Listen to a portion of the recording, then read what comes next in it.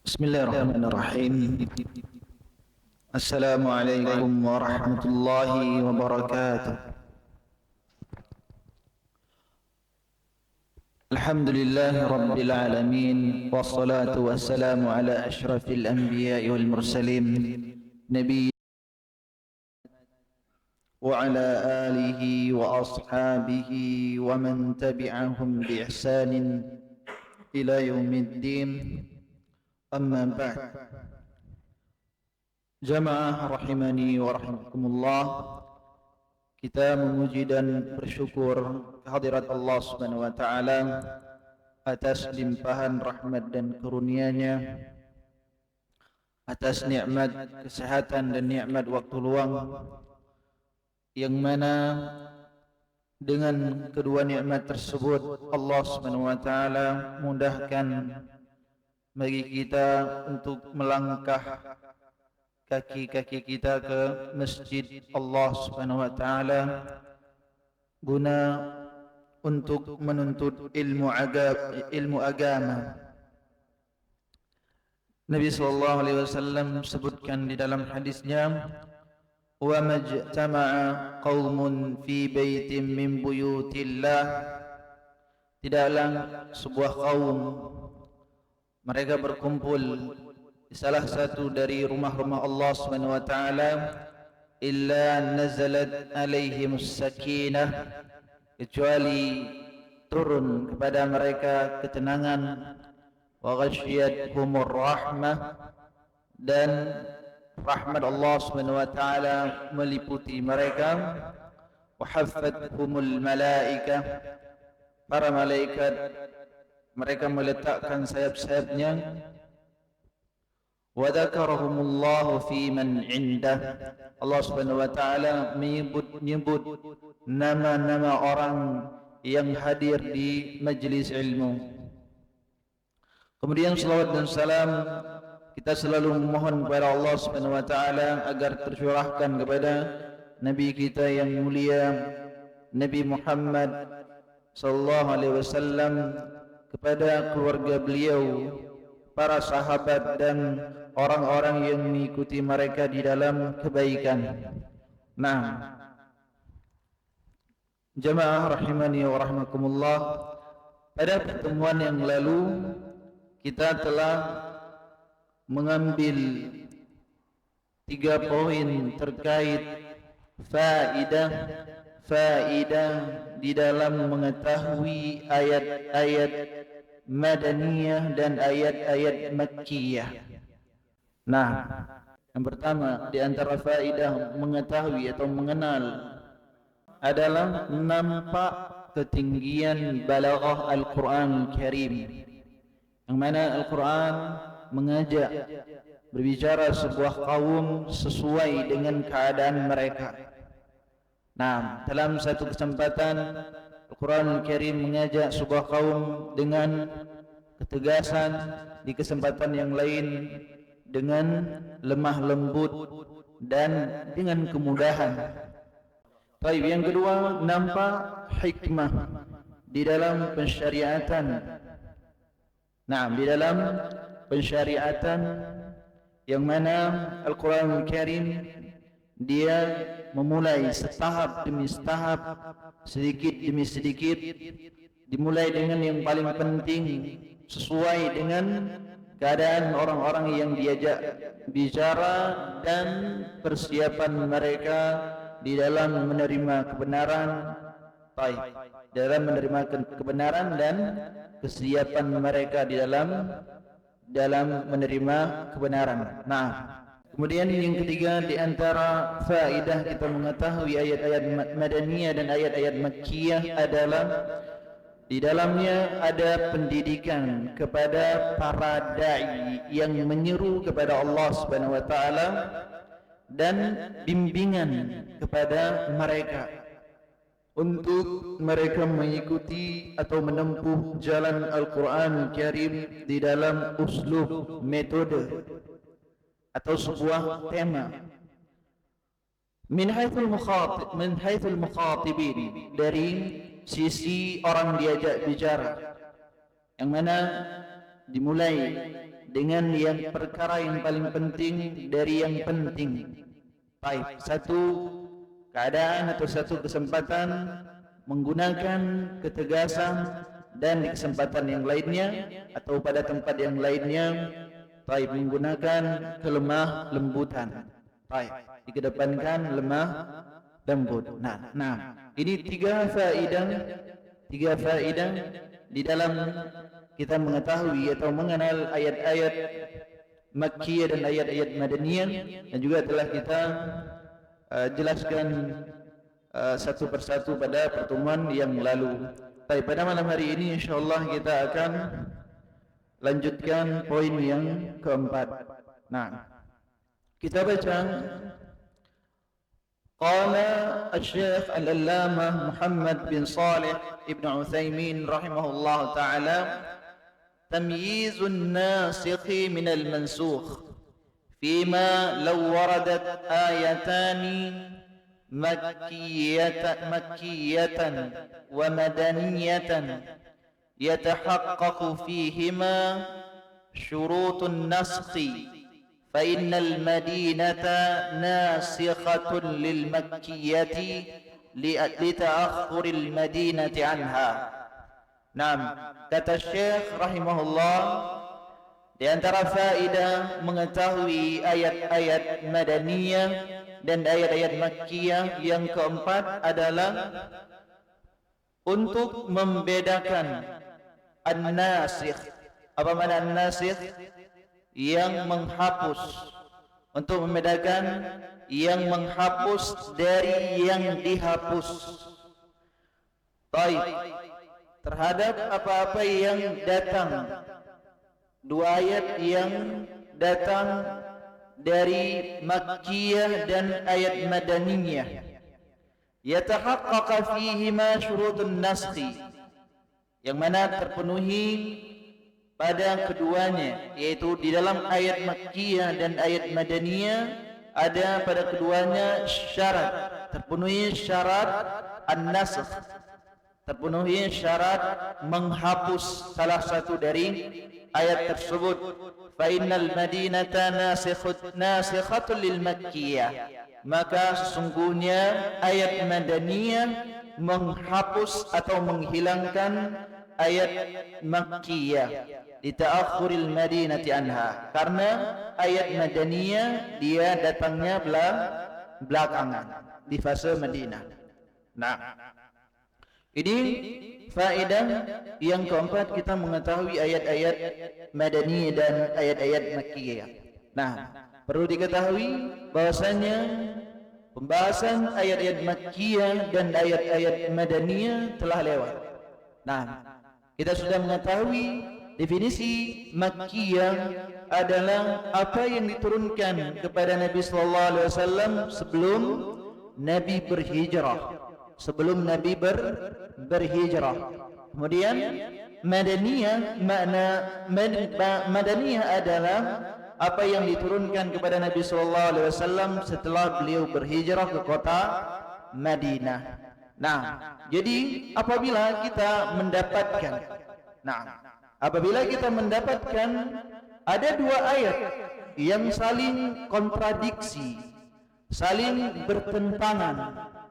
Nah, tidak mungkin kita menggabungkan antara dua ayat tersebut. Tidak mungkin kita menggabungkan antara dua ayat tersebut.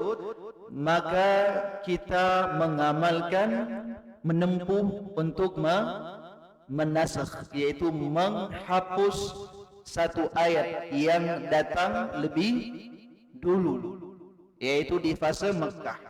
Nah, jadi kalau ada dua ayat, yang satu turunnya di fase Mekah, yang satunya lagi turun di fase Madinah, maka kalau dua ayat tersebut saling bertentangan atau ada di dalamnya kontradiksi, maka kalau tidak bisa dijamak, yaitu digabung antara dua ayat tersebut, maka kita menghapus ayat Makkiyah dengan ayat Madaniyah.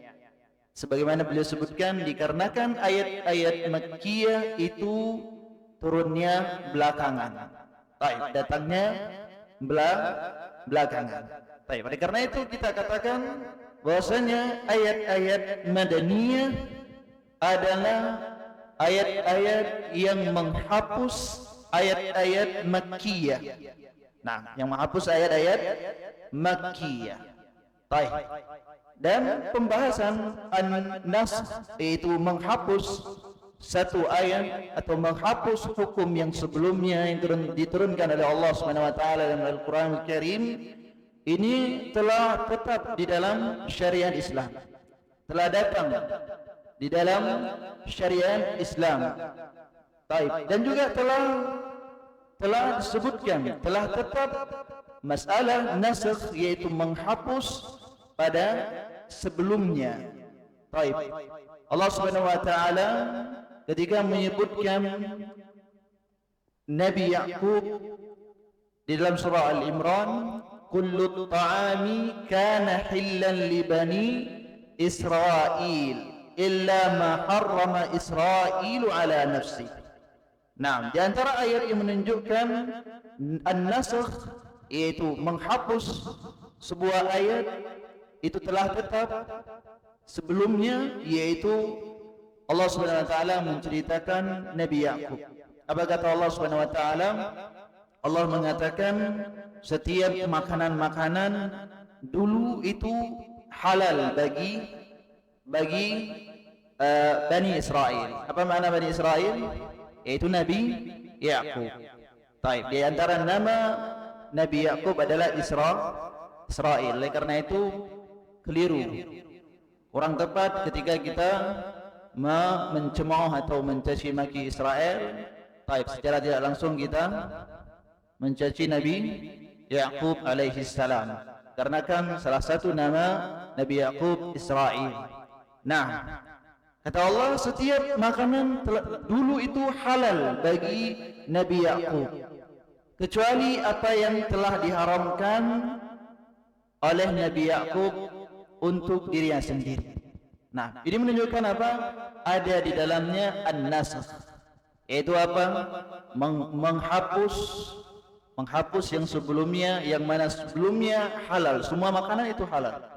Kemudian dengan menghapus halal semua makanan bagi Nabi Yaqub dengan apa saja yang telah diharamkan oleh Nabi Yaqub pada dirinya sendiri. Nah, jadi pada pertama kali itu halal bagi mereka, kemudian diharamkan di atas mereka. Nah, kemudian diharamkan di atas mereka. Ini menunjukkan bahwasanya an-nasakh yaitu menghilangkan sebuah hukum atau menghilangkan sebuah ayat. Kalau dihilangkan atau dihapus sebuah ayat, maka sudah pasti kandungan ayat tersebut pasti ada hukum di dalamnya, maka akan dihilangkan dan dihapus bersamaan dengan ayat dan kandungan hukum yang ada di dalam ayat tersebut. Baik. Kemudian juga di dalam ayat yang lain Allah Subhanahu wa taala sebutkan wa liuhilla lakum ba'dalladzi hurrima 'alaikum, dan sungguh telah dihalalkan kepada kalian dan saya telah menghalalkan kepada kalian sebagian yang telah diharamkan di atas kalian. Nah, jadi sebelumnya diharamkan, kemudian menghalalkan sebagian. Menghalalkan sebagian dari sebelumnya diharamkan secara sempurna. Jadi ayat-ayat yang kita sebutkan menunjukkan bahwasanya an-nasakh yaitu menghapus ayat, suatu ayat itu telah tetap di dalam agama Islam, telah tetap di dalam syariat Islam yang datang dari Allah Subhanahu wa taala. Baik, jemaah rahimani wa rahimakumullah. Kemudian di antara faedah poin yang keempat ini adalah termasuk dari syarat-syarat nasakh. Nah, termasuk syarat-syarat yang paling penting terkait dengan an-nasakh, yaitu menghapus sebuah ayat, sebuah hukum di dalam sebuah ayat. Yang pertama di antara syarat-syarat yang paling penting terkait dengan nasakh, yaitu kita harus mengetahui tanggalnya, atau kita harus mengetahui sejarahnya. Nah, kita harus mengetahui sejarahnya. Artinya kita harus tahu bahwasanya ayat ini menghapus ayat ini. Baik, ayat ini datang setelah ayat ini. Nah, kita harus mengetahui. Ini di antara syarat yang paling penting terkait dengan nasakh, yaitu menghapus sebuah ayat atau sebuah nas. Nah, nas lebih umum, yaitu Al-Quran Karim dan Sunnah Nabi Sallallahu Alaihi Wasallam. Maka ketika kita tidak mengetahui ayat ini datang setelah ayat ini, atau ayat ini menghapus ayat yang sebelumnya, maka kita tidak boleh mengatakan ayat ini menghapus ayat yang sebelumnya, atau ayat ini menghapus ayat ini. Baik, ayat tersebut menghapus ayat yang sebelumnya. Baik, dikarenakan apa? Sebagaimana telah nasinggung, karena makna nasakh itu kita menghilangkan sebuah nas, baik dari Al-Quran Karim atau dari hadis Nabi Sallallahu Alaihi Wasallam. Ketika kita mengatakan ayat ini nasikh, ayat ini menghapus ayat yang sebelumnya, maka kita telah menghapus atau menghilangkan hukum pada ayat yang sebelumnya. Berarti ayat tersebut atau hadis tersebut kita batalkan pengamalannya. Nah, dikarenakan sudah ada nas atau ada ayat yang datang belakangan. Baik. Jadi kesimpulannya, kalau kita tidak mengetahui sejarah, tidak mengetahui tanggal atau kapan diturunkan ayat ini, kapan diturunkan ayat itu, apakah ayat ini menghapus ayat yang sebelumnya atau tidak, maka kita tidak boleh mengatakan nasakh, yaitu ayat tersebut telah menghapus ayat yang sebelumnya, dikarenakan secara tidak langsung kita telah membatalkan sebuah nas atau telah menghilangkan sebuah nas. Baik. Dan ini sering terjadi.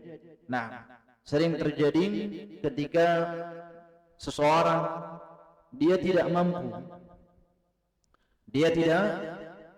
mampu untuk menggabungkan atau menjamak antara dua nas, antara dua ayat Al-Quran Karim, kemudian dia langsung menempuh bahwasanya ayat ini telah menghapus ayat yang sebelumnya. Ini tidak diperbolehkan.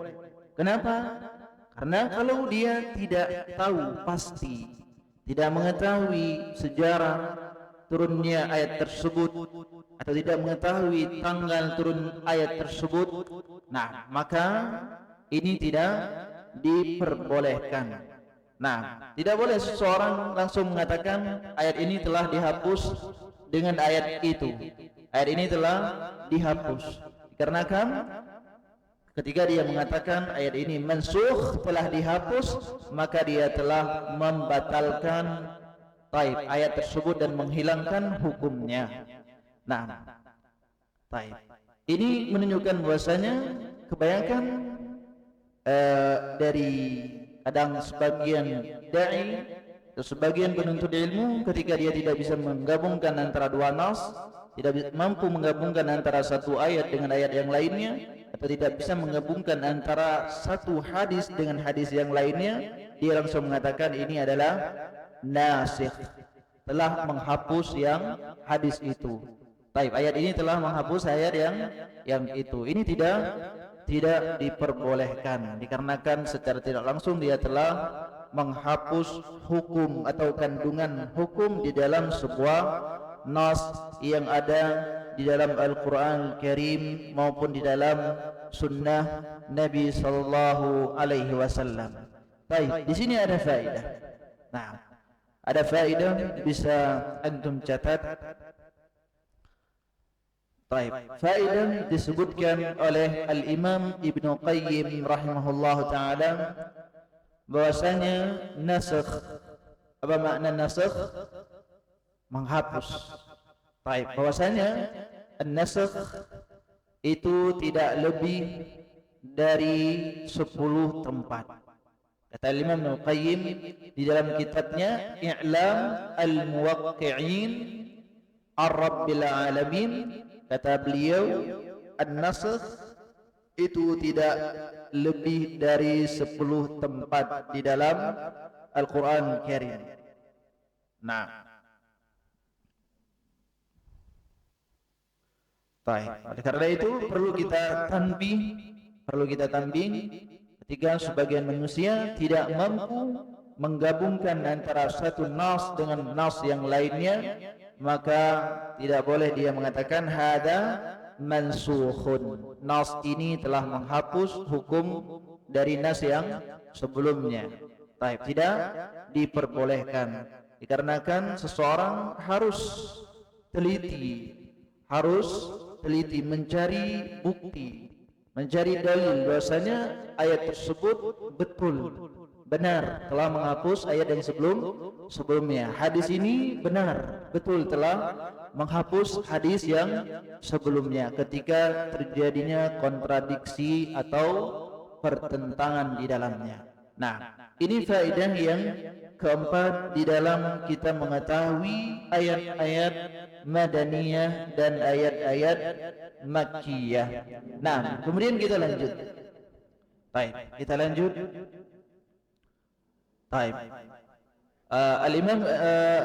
Al-Imam Ibnu Utsaimin rahimahullah taala, beliau akan membahas hikmah turunnya Al-Quran Karim secara berangsur-angsur.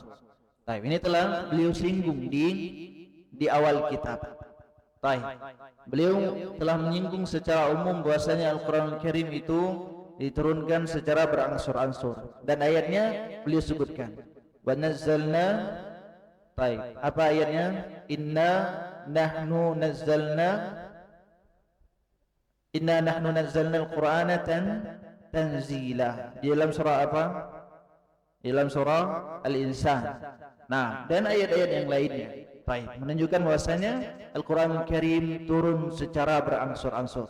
Dan beliau di sini beliau detailkan, beliau rinci hikmah dari turunnya Al-Quran Karim secara berangsur-angsur. Nah, kita baca apa yang beliau sebutkan. Qala rahimahullahu ta'ala, al-hikmatu min nuzulil Quran Karim mufarraqa. Hikmah dari turunnya Al-Quran Karim secara berangsur-angsur. Nah,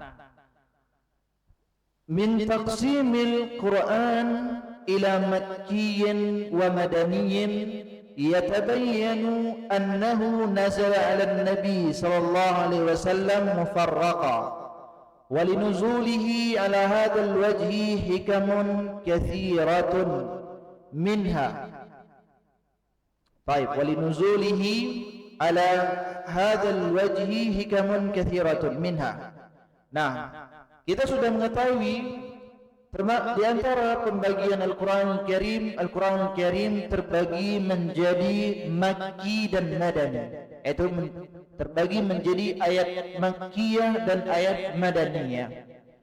Yatabayyanu, jelas bahwasanya Allah Subhanahu wa taala menurunkan Al-Quran Karim kepada Nabi sallallahu alaihi wasallam secara berangsur-angsur. Walinuzulihi, dan turunnya Al-Quran Karim secara berangsur-angsur ini ada di dalamnya hikmah yang sangat banyak. Nah, minha, di antaranya kata Syekh di sini, al-awwal tathbitu qalbin Nabi sallallahu alaihi wasallam liqaulihi ta'ala wa qala alladhina kafaru laula nuzila alaihi al-Qur'an jumlatan wahidah kadzalika linuthabbita bihi fuadak wa rattalnahu tartila. Nah, yang pertama di antara hikmah Allah Subhanahu wa taala menurunkan Al-Qur'an Karim secara berangsur-angsur kepada Nabi Muhammad sallallahu alaihi wasallam adalah pengokohan hati Nabi sallallahu alaihi wasallam. Yang antara hikmah yang pertama adalah mengokohkan hati Nabi sallallahu alaihi wasallam. Liqaulihi ta'ala, karena Allah Subhanahu wa taala telah berfirman, dan orang-orang kafir mereka berkata, kenapa Al-Quran tersebut tidak diturunkan kepada Nabi Muhammad SAW secara sekaligus, dengan jumlah yang banyak sekaligus. Kemudian Allah Subhanahu wa taala menjawab apa yang mereka tanyakan. Kadzalika linutsabbita bi fuadak. Ini syahid kita, ini yang menjadi pembahasan kita. Demikianlah kami ingin atau kami mengokohkan dengan Al-Quran Karim hatimu. Nah, warattalnahu tartila, dan kami membacakannya secara tartil, itu perlahan, setahap demi setahap, sedikit demi sedikit. Nah, kemudian lanjutan ayatnya, wala ya'tunaka bimathalin illa ji'naka bil haqqi wa ahsana tafsira. Dan tidaklah mereka, yaitu orang-orang kafir, datang kepadamu dengan sebuah syubhat, dengan membawakan sebuah syubhat, kecuali kami datangkan kepadamu kebenaran, wa ahsana tafsira, dan sebaik-baik penjelasan. Nah, ini dalil menunjukkan bahwasanya hikmah yang pertama, yaitu Allah Subhanahu wa taala menurunkan Al-Qur'an Karim secara beransur-ansur. Allah ingin mengokohkan hati Nabi sallallahu alaihi wasallam. Nah, dan ini sudah dimaklumi. Seandainya dan ini telah kita singgung di dalam pertemuan-pertemuan yang lalu. Seandainya Al-Qur'an Karim Allah Subhanahu wa taala turunkan secara sekaligus, maka wejangan-wejangan, nasihat-nasihat yang ada dalam Al-Quran Karim itu akan manusia akan lupa. Ini yang pertama. Manusia akan lupa ketika Allah SWT turunkan Al-Quran Karim secara sekaligus. Bisa jadi akan terlalaikan. Bisa jadi akan terlalaikan dari Al-Quran Karim yang diturunkan secara sekaligus oleh Allah Subhanahu wa ta'ala. Ini yang kedua. Yang pertama apa? Akan lupa dari Al-Quran Karim. Kemudian yang kedua, terlalaikan apa yang telah diturunkan oleh Allah Subhanahu wa ta'ala kalau diturunkan secara sekaligus. Nah, maka kalau Allah Subhanahu wa ta'ala menurunkan setahap demi setahap, sedikit demi sedikit, Allah Subhanahu wa taala menurunkan kali yang kedua, maka seseorang akan bertambah kekokohan di dalam hatinya. Akan menetap dari Al-Quran Karim di dalam hatinya. Oleh karena itu, kalau kita mendapati manusia ketika dia ditimpa dengan musibah yang sangat besar dan musibah yang sangat dahsyat, dia terkadang lupa, bukan melupakan ya. Beda antara lupa dengan melupakan. Kalau lupa itu tidak disengaja. Adapun melupakan memang dia tidak peduli dengan Al-Quran Al-Karim. Nah, jadi seorang manusia ketika ditimpa musibah yang sangat besar, musibah yang sangat dahsyat, dia terkadang lupa dari apa yang telah diturunkan oleh Allah Subhanahu wa taala dari Al-Quran Al-Karim. Nah, dan ini telah terjadi pada masa orang-orang yang terbaik, umat yang terbaik, yaitu para sahabat. Nah, mungkin ini sudah pernah lewat bersama kita kisah ketika Nabi SAW beliau wafat.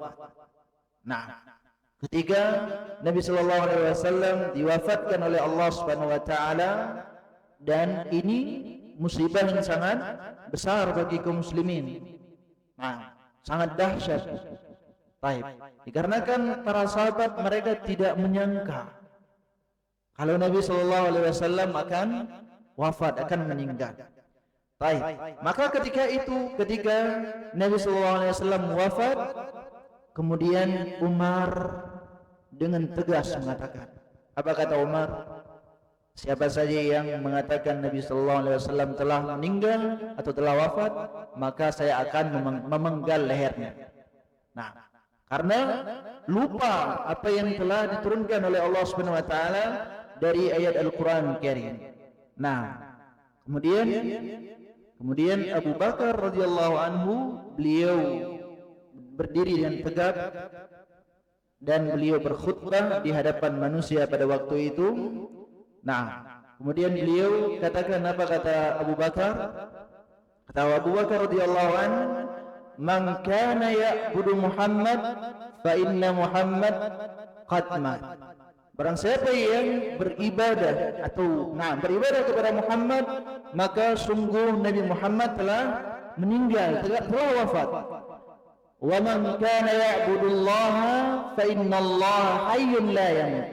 Kemudian, dan barang siapa yang menyembah Allah Subhanahu wa taala, maka sesungguhnya Allah Subhanahu wa taala hidup dan tidak akan pernah mati. Kemudian Abu Bakar membaca ayat apa? Ayat yang ada dalam surah Ali Imran. Baik, wa ma Muhammadun illa rasulun qad khalat min qablihi ar-rusul. Afa in mata aw qutila qalabtum ala aqabikum wa man yanqalib ala aqibaihi falan yadurrullaha syai'a. Baik. Abu Bakar radhiyallahu anhu membawa ayat dalam surah Ali Imran, tidaklah Nabi Muhammad kecuali seorang rasul sebagaimana rasul-rasul yang sebelum mereka. Kalau dia terbunuh, terbunuh, apakah kalian akan kembali kepada agama-agama kalian yang sebelumnya, yaitu kembali kepada kekufuran? Dan barang siapa yang kembali kepada kekufuran, maka tidak akan memberi mudarat kepada Allah Subhanahu wa taala sedikit pun. Nah, jadi di sini yang ingin kita sampaikan bahwasanya terkadang manusia ketika ditimpa baginya musibah yang besar, musibah yang sangat dahsyat, dia lupa dari apa yang telah diturunkan oleh Allah Subhanahu wa taala di dalam Al-Qur'an Karim. Dan ini terjadi pada manusia paling terbaik, kedua yang paling terbaik setelah para nabi dan rasul, yaitu Umar bin Khattab radhiyallahu anhu. Nah, jadi setelah Abu Bakar membaca ayat tersebut, kemudian juga di dalam ayat yang lainnya apa kata Nabi? Apa kata Allah Subhanahu wa taala?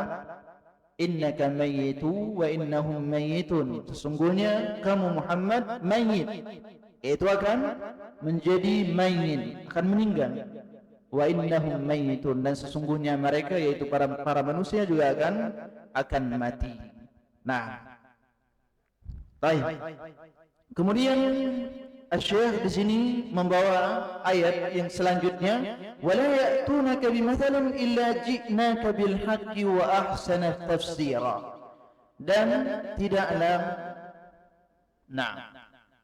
tidaklah mereka itu orang kafir datang kepadamu dengan membawa sebuah syubhat, kecuali kami datangkan kepadamu kebenaran, yaitu membantah syubhat tersebut, dan wa ahsana tafsira, dan sebaik-baik penjelasan.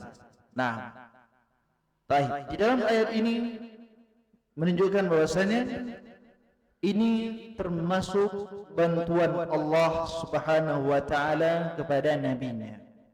Baik, di mana Allah Subhanahu wa taala mendatangkan kebenaran dan sebaik-baik penjelasan. Baik, sebagaimana kita ketahui, syubhat yang datang kepada Nabi sallallahu alaihi wasallam sangatlah banyak, bukan cuma sekali dua kali, tapi sangat banyak. Seperti orang-orang Yahudi ngetes Nabi, ya, tanya tentang ruh, apa ruh? Baik. Kemudian dijawab oleh Allah Subhanahu wa taala. Dan syubhat-syubhat yang lainnya yang sangat yang sangat banyak. Apa di antara syubhat yang mereka katakan?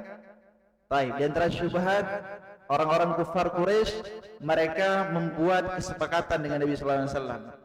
Jadi kita enggak usah ribut-ribut. Nah, enggak usah saling bermusuhan, saling mencaci maki. Ya sudah, kita satu hari beribadah kepada Tuhanmu wahai Muhammad, satu hari kita beribadah kepada Tuhan kami. Kemudian langsung Allah Subhanahu wa taala turunkan ayat apa? Dalam surah Al-Kafirun. Nah, dalam surah Al-Kafirun, ya ayyuhal kafirun la a'budu ma ta'budun. Baik, saya tidak akan menyembah apa yang kalian sembah. Baik. Syahid yang menjadi pembahasan kita di dalam ayat ini bahwasanya Allah Subhanahu wa taala kalau ada syubhat yang datang kepada Nabi sallallahu alaihi wasallam, maka Allah pasti mendatangkan kebenaran dan menjelaskan sebaik-baik penjelasan untuk membantah syubhat orang kafir yang mereka datangkan kepada Nabi Muhammad SAW. Dan ini bentuk pertolongan Allah Subhanahu wa taala kepada nabinya. Tidaklah sebuah syubhat yang datang kecuali Allah Subhanahu wa taala memberi penjelasan dan menjelaskan bagaimana cara membantahnya.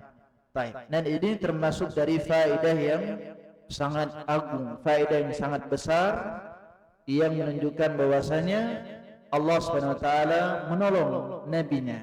Semua nabi yang diutus oleh Allah Subhanahu wa taala, setiap nabi dan rasul pasti Allah Subhanahu wa taala akan menolongnya dengan cara Allah Subhanahu wa taala. Baik. Dan ini juga berlaku bagi umat Nabi Muhammad sallallahu alaihi wasallam. Tidaklah ada sebuah syubhat atau kerancuan yang didengungkan atau yang ditebarkan di tengah kaum muslimin kecuali ada para ulama atau ustaz yang menjelaskan syubhat tersebut untuk menolong kaum muslimin dari syubhat tersebut. Karena sudah masuk waktu azan, kita cukupkan. Naktafi fi hadzal qadar. Subhanakallahumma bihamdik, asyhadu an la ilaha illa anta astaghfiruka wa atubu ilaik. Wassalamualaikum warahmatullahi wabarakatuh. Al-muadzin yuadzin. Insyaallah hikmah-hikmah yang lainnya akan kita ambil pada pertemuan yang akan datang. Naam. Sallallahu wasallam ala nabiyyina Muhammad wa ala alihi wa ashabihi ajma'in.